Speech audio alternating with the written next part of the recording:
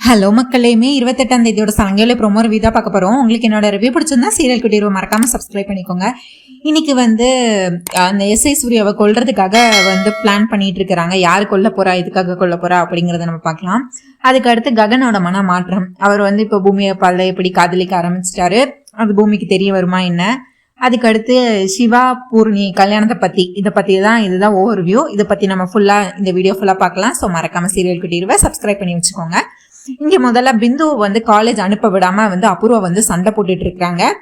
உடனே கேபி அவங்க கையில அபூர்வா சூடு வைக்கிறதுக்காக மருதாணி இலை கிட்ட போயிட்டு அடுப்புல வச்சு எடுத்துட்டு வந்திருக்காங்க. சுட சுட இதை அப்படியே பிந்து கையில வச்சு அவளை எங்கேயுமே பிந்துவை வீட்டை விட்டு வெளியே போக விடக்கூடாது, அவ படிக்கவும் வேண்டாம், காலேஜுக்கும் போக வேண்டாம், எக்ஸாமும் எழுத வேண்டாம், அவளை வீட்டிலே அடைச்சு வைக்கணும் அப்படிங்கிற பேர்ல, அதாவது அவங்க மனசுல இருக்க வெஞ்சன்ஸை ஃபுல்லா இப்ப பிந்து மேல காட்டி தீர்த்துக்கலாம் அப்படின்னு சொல்லிட்டு சுட சுட சட்டாப்பை எடுத்துட்டு அவங்க கையில வைக்கலாம்னு சொல்லிட்டு இது பண்ணிட்டு இருக்காங்க. இந்த நேரத்துல கேபி என்ட்ரி கொடுக்குறாரு. என்ட்ரி கொடுத்து அதை அப்படியே பறக்க விடுறாரு. அந்த சட்டாப்பை கல்ல பறக்க விடுறாரு அந்த கரண்டிய. உடனே என்ன அபூர்வா, உனக்கு அறிவு மங்கி போச்சா, எதுக்கு நீ இப்ப என் பொண்ணுக்கு இப்படி ஒரு தண்டனை கொடுத்துட்டு இருக்க, என் பொண்ணை கொல்ல பாக்குறியா நீ அப்படின்னு சொல்லிட்டு திரும்ப சண்டை போட்டுட்டு இருக்காங்க. கேபி என்ன குரலை வசதி பேசுற அப்படின்னோன்னா, நீ என் பொண்ணை என்ன வேணா பண்ணுவ, நான் பார்த்துட்டு சும்மா இருப்பேன் நினைச்சியா அப்படின்னோன்னா இவங்க அப்படியே பிந்து அப்படியே அவங்க அப்பா பின்னாடி பதுங்குறாங்க. அதாவது என்னதோ பண்ண போறாங்கிற மாதிரி பதுங்குறாங்க. உடனே அபூர்வா கேபி கிட்ட சொல்றாங்க, உன் பொண்ணு என்ன பண்ணான்னு தெரிஞ்சா நீயே அவளுக்கு இதை விட பெரிய தண்டனையா கொடுப்ப அப்படின்னு கேக்குறாங்க அப்படின்னு சொல்றாங்க. உடனே அப்படியேனா அவ தப்பு பண்ணிட்டா அப்படின்னு சொல்லிட்டு கேபி கேக்குறாரு அபூர்வா கிட்ட. இவளை காலேஜ் போக வேணாம், படிக்க வேணாம்னு சொல்லியும் அன்னைக்கு இவ ஃப்ரெண்டுன்னு யாரோ வீட்டுக்கு அவங்க கூட ஓடி போகலான்னு பேக் ஃபுல்லா ட்ரெஸ் எடுத்து வச்சுட்டு ஓடி போக துணிஞ்சவ இப்ப இவளை நம்பி இவ எக்ஸாம் இருக்குன்னு இப்ப அடுத்த ஒரு புது கதையை தூக்கிட்டு வந்துகிட்டு இருக்கா. இவளதான் காலேஜே போக வேண்டாம்னு தடுத்தாச்சு இல்ல, இனிமேல் இவ படிச்சு என்ன பண்ண போறா, இனிமேல் இவ எக்ஸாம் எழுதுனா என்ன எழுதலாட்டி என்ன, இன்னைக்கு ஒரு அடுத்த கதையை தூக்கிட்டு நான் இன்னைக்கு எக்ஸாம் எழுத போறேன், காலேஜுக்கு போறேன்னு ஏன் முன்னாடியே என்கிட்ட பெர்மிஷன் கேட்காம என்னமோ ஆர்டர் போட்ட மாதிரி சொல்லிட்டு போறா. இவளுக்கு எவ்வளவு தைரியம் இருக்கணும், இவ காலை ஒடிச்சு வச்சாதான் இவள சரி வருவா அப்படின்னு சொல்லி இது பண்ணிட்டு இருக்காங்க. உங்களுக்கு தெரியுமா என் பொண்ணு பொய் சொல்றா அப்படின்னு சொல்லிட்டு கேபி அதாவது பிந்துக்கு சப்போர்ட் பண்றாங்க. உண்மை என்னன்னு தெரியாமல நீங்களா ஒரு முடிவெடுத்தா என்ன அர்த்தம் அபூர்வா அப்படின்னு சொல்லி சண்டை போட்டுட்டு இருக்காங்க. உடனே இப்ப என்ன, அவ பொய் சொல்றாளா உண்மை சொல்றாளுன்னு தெரியணும், அவ்வளவுதானே, நானே நிரூபிக்கிறேன் அப்படின்னு சொல்லிட்டு கடகடன் போன் எடுக்கிறாரு கேபி. அதாவது பிந்துவோட அவங்க காலேஜ் பிரின்சிபலுக்கே கால் பண்றாங்க. கால் பண்ணி ஹலோ சார் எப்படி இருக்கீங்க அப்படின்னு சொல்லிட்டு, சொல்லுங்க கிருஷ்ண பிரசாத் என்ன பண்றீங்க அப்படின்னு சொல்லிட்டு அவரும் அங்கிருந்து பேசுறாரு பிரின்சிபலும். உடனே என்ன சார் உங்க பொண்ணு பிந்து இன்னும் ரொம்ப நாளா காலேஜே வரல அப்படின்னு கேக்குறாங்க. உடனே கேபி சொல்றாரு, அது கொஞ்சம் பர்சனல் இஷ்யூ சார், அதனாலதான் வரல, இன்னைக்கு எக்ஸாமா சார் அப்படின்னு கேக்குறாங்க. ஆமா சார், நாங்க ஆல்ரெடி பிந்துவோட போனுக்கு மெசேஜ் கூட பண்ணியிருந்தோமே இன்னைக்கு உங்களுக்கு எக்ஸாமா அப்படின்னு சொல்லிட்டு, அவங்க இன்னும் வரலையே, ஹால் டிக்கெட் கூட இன்னும் கலெக்ட் பண்ணிக்கல, வருவாங்களா சார் அப்படின்னு கேக்குறாங்க. உடனே கேபி சொல்றாரு, என் பொண்ணு கண்டிப்பா இன்னைக்கு எக்ஸாம் எழுத வருவாங்க, நீங்க ஹால் டிக்கெட்டை கொடுத்துருங்க, இன்னைக்கு கண்டிப்பா பிந்து எக்ஸாம் எழுத வருவாங்கன்னு சொல்லுவாங்க. உடனே போனை கட் பண்றாங்க.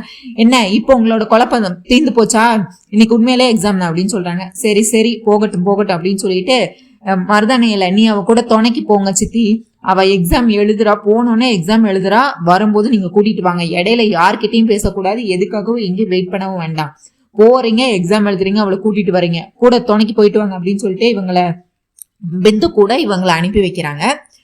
இங்க பார்த்தா நம்ம சரி அவர் பாருக்கு வராரு அவங்க ஃப்ரெண்ட்ஸோட. என்ன பிளான்னா, இன்னைக்கு அந்த சூர்யா அதாவது மனவேதனையின் உச்சக்கட்டத்துல இருக்காரு. அவரு ரொம்ப ஆசைப்பட்டு நீதி நேர்மையா வாழ்ந்துகிட்டு இருந்த அந்த வேலையும் போயிருச்சு.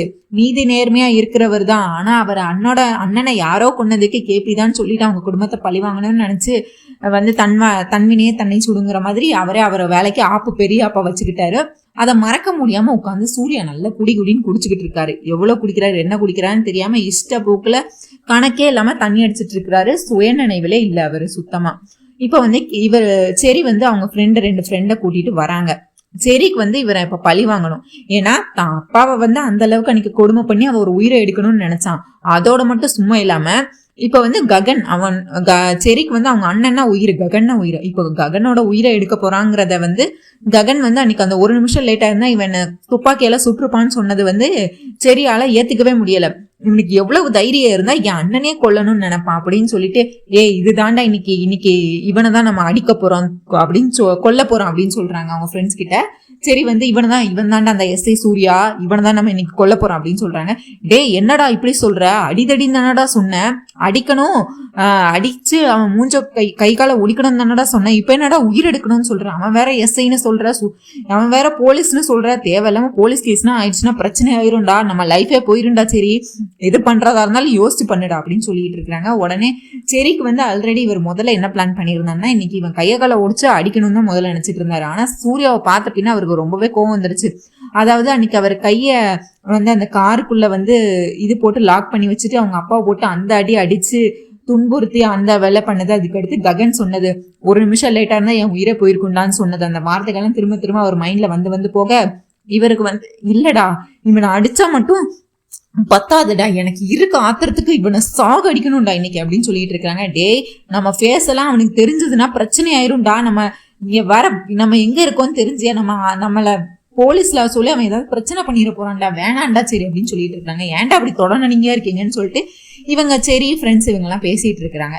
இந்த சைடு பார்த்தா சூர்யாவுக்கு பூமி மேல இப்ப ரொம்பவே கோவமாயிடுறாரு நம்ம சூர்யா. அதாவது என்ன நடக்குதுன்னா, இன்னைக்கு இவன் வேலை போகணும், அப்பதான் நான் இந்த கேஸை நான் இதோட விடுவேன்னு சொல்லி பூமி அந்த டிஐஜி கிட்ட பேசிட்டு இருப்பாங்கல்ல, எனக்கு என்னோட புருஷன் கிடைச்சா மட்டும் போதாது, இந்த மாதிரி ஆட்கள்லாம் வேலையில இருக்கவே தகுதி இல்லாதவங்க, இவங்கெல்லாம் இதுக்கு வேலையில இருந்து என்ன பண்ண போறாங்க, எனக்கு இவ வேலை போகணும், இவனை சஸ்பெண்ட் பண்ணுங்கன்னு சொல்லி பூமி சொன்னது. அது இவன் சூர்யா மண்டையில ஓடிக்கிட்டே இருக்கும். அவன் அதை நினைச்சு ஃபுல்லா குடிச்சுக்கிட்டு இருப்பான்.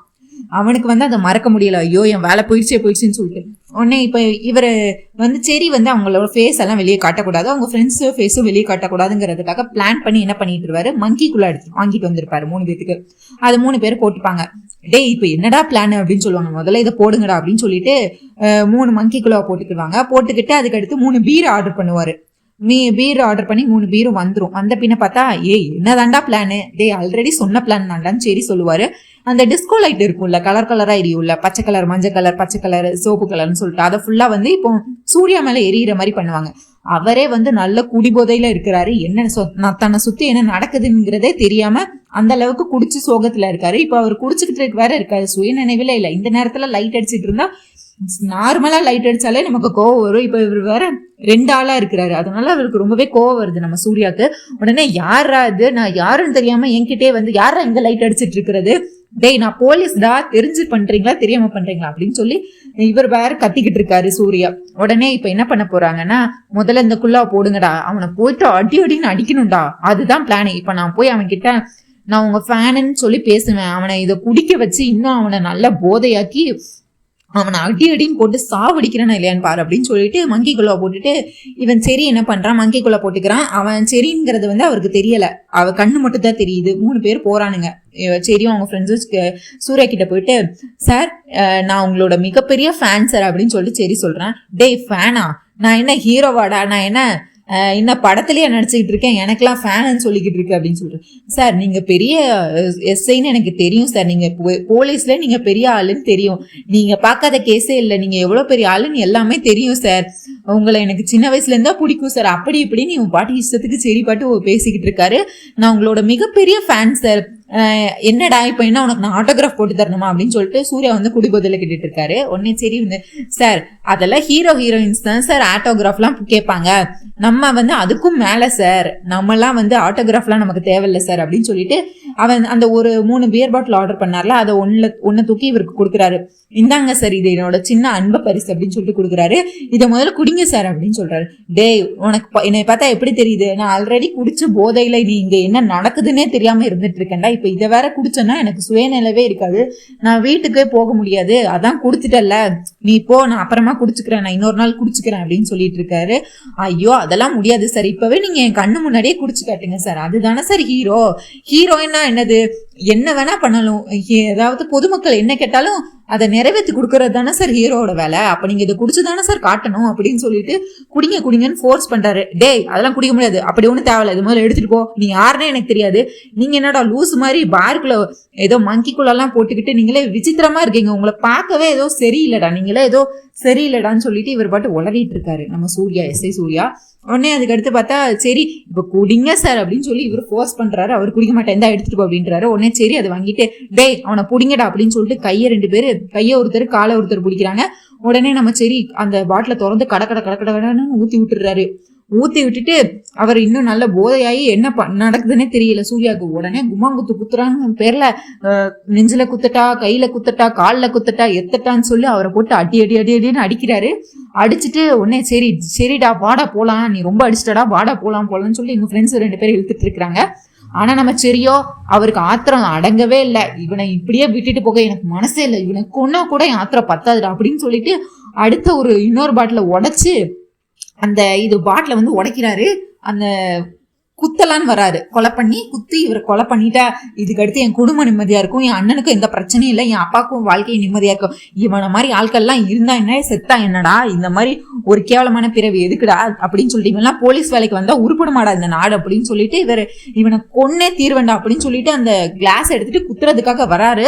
அப்புறம் பார்த்தா டேய் நீ சாகுடா அப்படின்னு இவருக்கு வந்து டேய் உன் ஆத்மா சாந்தி அடையணும்னா உன்னை யாரு கொண்டான்னு உனக்கு தெரியணும்லடா, தெரியாமலே செத்து போனா நீ அப்புறம் உன்னோட ஆவி இந்த ஊரை ஃபுல்லா சுத்திக்கிட்டு இருக்கோம், நீ என் மூஞ்ச நல்லாவே பாத்துக்கோ அப்படின்னு சொல்லிட்டு மங்கிக்குள்ள அவரை கலட்டிடுறாரு. நம்ம சரி அவ மூஞ்ச காட்டிட்டு இப்ப அந்த கிளாஸ் எடுத்து குத்தலான்னு போறாரு. அப்ப பார்த்தா நம்ம ஹீரோ என்ட்ரி ககன் வராரு.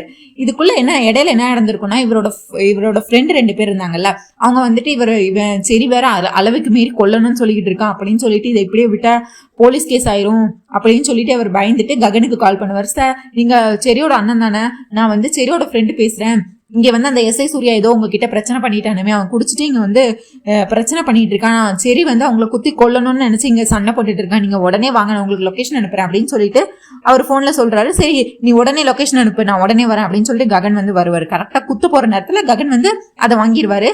உடனே அதுக்கடுத்து விடுனா நான் இவனை கொன்னே தீருவேன் அப்படின்னு சொல்லி சரி வந்து கொல்றதுக்காக போவாரு. அப்ப பார்த்தா இவரு பல்லார்னு அற விட்டுருவாரு ககன் வந்து சரிக்கு.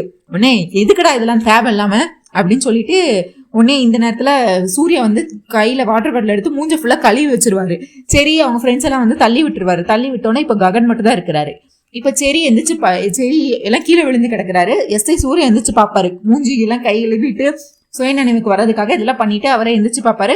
ககன் கையில வந்து அந்த கண்ணாடி துகள் இருக்கும், அதாவது அந்த குத்துறதுக்கு. அப்ப நீ தான் என்ன கொல்ல வந்தியாடா அப்படின்னு நினைச்சு, நீ என்ன நினைச்சிருக்கியோ அதான்டா, நான் தாண்டா உன்னை கொல்ல வந்தேன், இப்ப என்னடா உனக்கு பிரச்சனை, நீ மட்டும் என் மேல போய் கேஸ் போட்டு என்னை இது பண்ணல, நான் உனக்கு குத்த கூட வரக்கூடாதா, போய் வேலையை பாடுறா போடா, உயிர் பிச்சை போடுறேன் இந்த ஒரு வாட்டி போயிரு அப்படின்னு சொல்லிட்டு அவர் போயிருவாரு. ஆல்ரெடி இந்த எஸ்ஐ சூர்யா நம்ம ககன் மேல கோவத்தின் உச்சியில இருக்கிறாரு. இப்போ சரி இவ்வளவு லூட்டி அடிச்சது ஃபுல்லா ககன் நினைச்சிட்டு ககனை பழி வாங்குறதுக்கு அடுத்து இவர் ரெடி ஆகுறாரு எஸ்ஐ சூர்யா. இங்க பார்த்தா கேபியை மீட் பண்றாங்க. நம்ம பூமியும் சாரதாவும் கேபியை மீட் பண்ணி இந்த மாதிரி பூர்ணி சிவாவும் காதலிக்கிறாங்க, அவங்க 2 பேத்துக்கும் நாங்க கல்யாணம் பண்ணி வைக்க போறோம் அப்படின்னு சொல்றாங்க. உடனே இவருக்கு வந்து ஷாக் ஆயிருது, இது நம்ம பூர்ணி சிவாவும் காதலிக்கிறாங்களா, இது சிவா வந்து பூமியோட தம்பியா, சொந்த தம்பியா அப்படின்னு சொல்லி ஒண்ணு கேட்டு ஆச்சரியப்படுறாரு. ஆமா அவங்களுக்கு படிப்பு முடிஞ்சோன்னா கல்யாணம் பண்ண போறோம் அப்படின்னு சொல்றாங்க. இதுக்கு முதல்ல ககன் ஒத்துக்கிட்டானா அப்படின்னு சொல்றாங்க கேக்குறாங்க. உடனே அவங்க பூமி சொல்றாங்க, அவங்க சிவாவை மன்னிச்சு அவங்க காதலை ஏத்துக்கிட்டனாலதான் இப்ப சிவா அந்த வீட்லயே இருக்கான் அப்படின்னு சொல்லி, என் தம்பியா இருந்தா இருக்க விடுவாரா ககன் மாமா அப்படின்னு சொல்லி பேசிட்டு இருக்கிறாங்க. உடனே அதுக்கடுத்து நான் தான் ரொம்ப துரதிருஷ்டவாளி, இப்ப என் குடும்பத்துல எல்லாருமே சந்தோஷமா இருக்காங்க, நான் மட்டும் என் குடும்பத்தை விட்டு ரொம்பவே விலகி இருக்கேன் அப்படின்னு சொல்லி இவர் வேற வருத்தப்படுறாரு. உடனே நம்ம பொண்ணோட கல்யாணத்தையே கடைசியா அவங்க கிட்ட சொல்ற மாதிரி இருக்குன்னு சொல்லிட்டு சாரதாவும் வந்து மன்னிப்பு கேக்குறாங்க. உடனே கேபி வந்துட்டு மத்தவங்க கல்யாணத்துக்கெல்லாம் போகாம இருக்கலாம், ஆனா பெத்த பொண்ணு கல்யாணத்துக்கே என்னால வரவும் முடியாது, என்னால பார்க்கவும் முடியாது, நான் எவ்வளவு ஒரு துரதிருஷ்டவாளின்னு பாத்தியா சாரதா அப்படின்னு சொல்லி பேசிட்டு இருக்கிறாங்க. இங்க பாருங்க, நீங்க தான் என்னோட உலகம்னு நினைச்சு நான் வாழ்ந்துட்டு இருந்தேன், சில சந்தர்ப்ப சூழ்நிலையால அதெல்லாம் மாறிடுச்சு, ஆனா சின்ன வயசுல நீங்க எங்களை உதறிட்டு போனப்போ ககன் தான் எங்களை தூக்கி நிறுத்தினா, இப்ப வர நாங்க வாழ்ற வாழ்க்கை எல்லாமே ககனாலதான், அதனால அவனை மீறி என்னால எதுவுமே பண்ண முடியாது அப்படின்னு சொல்லி மன்னிப்பு கூட கேட்டுறாங்க. இத உங்ககிட்ட இப்ப கடைசியா சொல்றதுனால என்ன மன்னிச்சிருங்க அப்படின்னு சொல்றாங்க. அதெல்லாம் இருக்கட்டும் சாரதா, நான் பண்ண தண்டனைக்கு அதுதான் எனக்கு இதுதான் பரிசா கிடைச்சிருக்குன்னு நான் நினைச்சுக்கிறேன், பரவாயில்ல, அவங்க கல்யாணம் நல்லபடியா நடக்கட்டும், ககனும் ஒத்துக்கிட்டான், இதை விட என்ன வேணும், கண்டிப்பா ககன் எல்லாத்தையும் புரிஞ்சுக்கிறான், ஆனா என்னதான் புரிஞ்சுக்கல அப்படின்னு சொல்லி வருத்தப்படுறாரு. உடனே நம்ம பூமி, ஐயோ மாமா, எல்லாத்தையும் புரிஞ்சுக்கிறதுக்கும் ஒரு நேரம் வருதுல்ல, அத மாதிரி உங்களை புரிஞ்சுக்கிறதுக்கும் ஒரு நேரம் கண்டிப்பா வராமையா போயிட போகுது. நீங்க எதுக்கும் கவலைப்படாதீங்க மாமா, எல்லாமே கூடிய சீக்கிரமே சரியாயிரும்.